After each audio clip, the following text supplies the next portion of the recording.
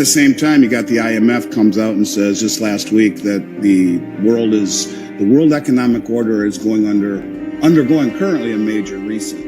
All of these things together, Andrew, you put them together, and it tells me that there is something much bigger in store for gold than the world is prepared to understand or accept. And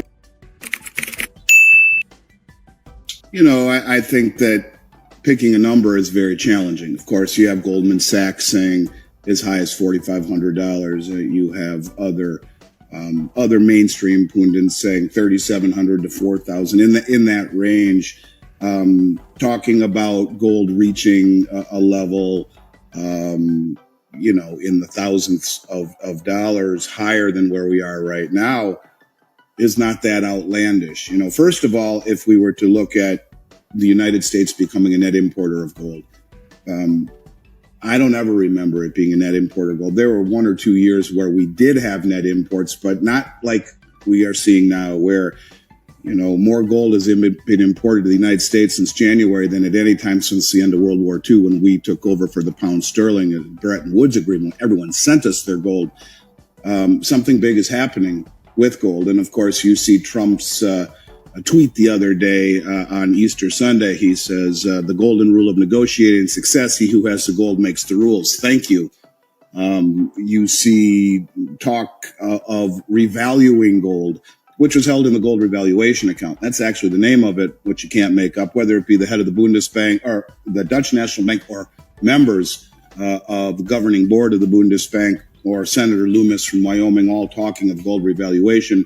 Whether we talk of Judy Shelton, Trump's former nominee to run the Fed in 2016, who advocates for 50-year treasuries backed by gold, or the Treasury Secretary currently of the United States, who largest holding was gold while running a hedge fund and prior to becoming the Treasury Secretary, and is a self-proclaimed gold bug. There's so many things happening that make you wonder and think. Now, to Jan's point, it would certainly benefit the United States and all the central banks to see gold revalued to a much higher level, whether it be by the market slowly, as we've seen slow and steady, tremendous appreciation that's gone unnoticed by the mainstream, which is really shocking to me, which tells me we're still very early in the game, or something more dramatic where, they come in and revalue gold. Every $4,000 increase in the price of gold gives the Treasury General account $1 trillion free and clear. So, you see gold at levels of, 4,000, 8,000, 12,000, whatever that number is, at $12,000 an ounce. And I think that's the number that James Rickards came up with.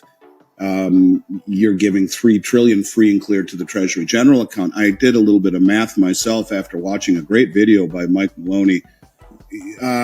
So Mike Maloney's video talked about when gold was backing the currency prior to 33 over my shoulder there.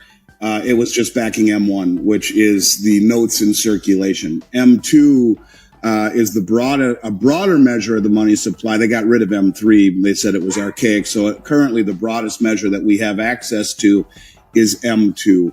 And that's largely credit. It's 92% credit. So when you look at your bank account and you see $50,000 in there, that's credit. That's M2. The bank owes you the notes, they promise to pay it to you, but M1 is the currency in circulation. M2 is only 8% currency, 92% credit. So when gold was backing the dollar prior to 33, it was backing M1. And if you take M1 right now, 2,365 billion, and divide it by the 261 million ounces we supposedly have, you get $9,044 an ounce. Could that happen? Yeah, why not? I mean, why not? Why not revalue gold to a level high enough to start to whittle down the debt and benefit the central banks on the planet, who for the last, really since 2017, have been on a binge buying and repatriating, and largely because of many of the things that you've talked about for years that enlightened me, namely the reclassification of gold, the tier 1 status, and the importance of owning an asset that has no counterparty risk.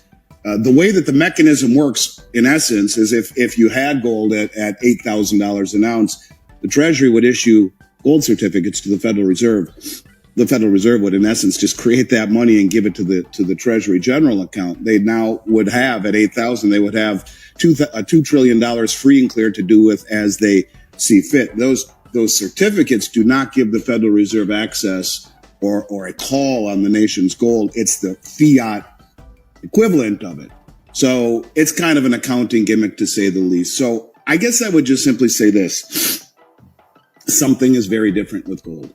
There is no question about it. When you see the massive amounts of gold imports into the country, when you see the massive amounts of imports to the BRICS nations, the continual drive to repatriate and accumulate gold on all levels, using all different techniques, even flying around the world, as China is doing, buying doré and concentrate to disintermediate the marketplace. You got the largest producer of gold in the world and the second largest producer of silver flying around the world buying doré and concentrate, so no one knows what they're doing. There's a push, I believe, to reintegrate gold, Andrew, into the monetary system. And that's why it's slowly bubbling higher. The volatility keeps people at bay. The volatility keeps the mainstreams, or the normies, as Cliff High calls them, out of the market.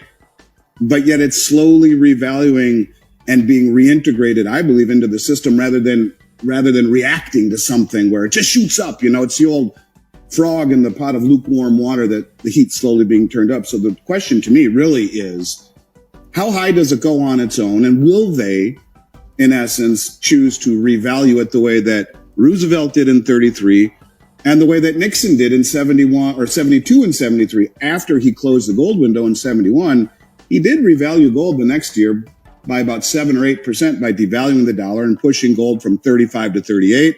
And then in 73 from 38 to 42.22. Gold revaluation is not a new phenomenon. And who would it benefit? Well, it would benefit all the central banks. So I think numbers higher than most people would consider to be prudent to say publicly is realistic. We've seen tremendous inflows into COMEX, which lends me to believe that they understand exactly what you're saying. If you took the entire eligible category and applied it to the open interest or to the, it's almost 1-to-1. It's close. It's about 90%. Now that all of that eligible is not for sale at these prices, but it's getting closer. It's as if they're preparing for exactly what you're talking about. And to me, I see greater instability, or the Achilles heel to me, and maybe you're probably the person who's more inclined to answer that, but to me, I see greater threats in the London market, where the leverage is far greater, where I don't know if they've fixed their problem with the lack of trucks, the Bank of England, but that T+1 that you speak of, has been pushed all the way out to T+8 weeks. Now, I don't know if that's getting any better, but to me, it just seems as though that this current administration is wise to exactly what you're talking about and says this is a problem, we need to fix it.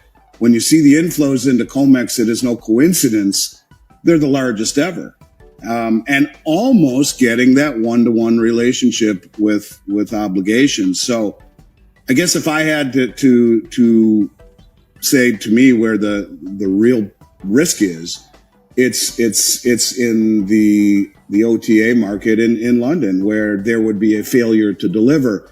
It just seems as though that what's happening on COMEX, someone has tipped them to saying, you better get your house in order quickly.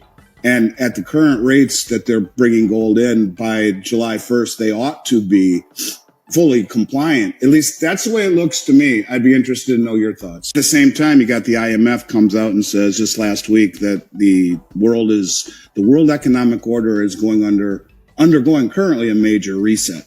All of these things together, Andrew, you put them together and it tells me that there is something much bigger in store for gold than the world is prepared to understand or accept. And that's why you see the biggest, smartest money in the world. It's not just that they're the wealthiest, these central banks and sovereign wealth funds, but they're the most well-informed. And to me, that's currency that you can't put a price tag on.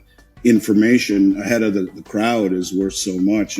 But yet they seem to be dropping crumbs. When Trump says he who has the gold makes the rules. Really? When have you ever heard a president say anything like that? So I don't know. I think this is going to be a very interesting few years, maybe more so in a different way than the last four. 5 weeks ago, I have a friend who belongs to Trump International Golf